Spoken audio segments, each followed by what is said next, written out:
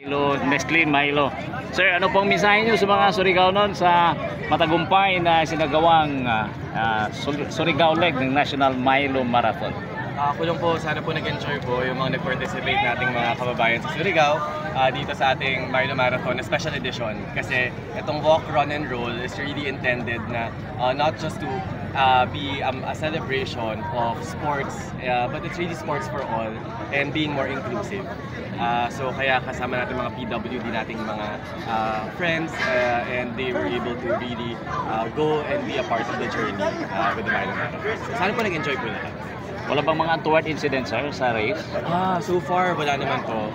Everything's covered naman with the health professionals natin that are on the ground. So, okay naman. Kina? Pwede pa isa? Ay, dahil pa. Other than sports, sir, may mga other programs po ba for PWDs like education and health? Or health programs, education from Milo as sponsor or partners? Yeah, so hindi po nagtatapos sa Milo Marathon ang ating advocacy for PWD. So across all of our runs po, hindi lang po dito sa Surigao, we invite all of our PWD partners and PWD friends to join kasi lahat ng marathons natin are PWD accessible.